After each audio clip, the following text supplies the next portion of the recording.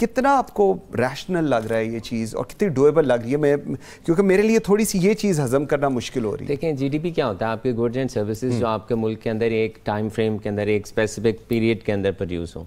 अब now we are thinking for it कि हमारा ये होगा, हम फोरकास्ट कर रहे हैं, पर क्या आप ये समझते हैं forecast based on ground reality? जी वही ना। हाँ। आप देखें वो कब होगा? हाँ। जब आपके गुड्स एंड सर्विसेज प्रोड्यूस होंगे। हाँ। अब अगर आप अपनी इंडस्ट्री को नहीं चला पाते तो फिर क्या होगा?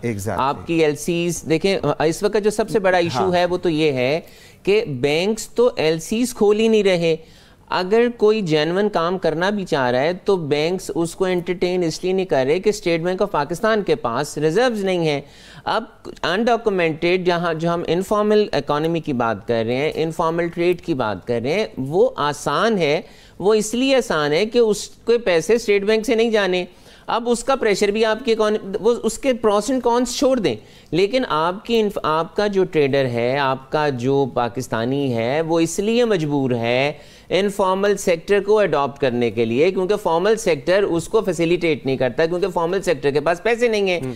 अब इनफॉर्मल सेक्टर वाले आदमी के पास पैसे हैं, अब वो डॉक्यूमेंटेड नहीं है, उसके लिए पैसे उसको बाहर भेजना बहुत आसान है। लेकिन देखें अब यहाँ पर जो हुआ, अभी जो हुआ, हमारा जो रुपी स्ट्रेंथन हुआ वो इसलिए हुआ कि हमने जो ब्लीडिंग थी डॉलर्स की जो अफगानिस्तान को जा रही थी, एवरीबडी नोज, हमने उसको रोका। उसकी वजह से हमारा रुपी स्ट्रांग हुआ और उनकी करेंसी वीक हुई। उनके जगह पर वहां डॉलर महंगा हो गया, हमारा डॉलर सस्ता हो गया। अब जो हम जीडीपी की बात कर रहे हैं, अगर हम ये समझते हैं कि हम अपनी ट्रेड, अपनी इंडस्ट्री को चला पाएंगे, हमारा मैन्युफैक्चरिंग सेक्टर चल पाएगा, हमारा यहाँ पर सर्विसेज में देखें आईटी एक बहुत बड़ा है जिसमें हम कर सकते हैं, और भी जितनी सर्विसेज हैं वो कब होंगी?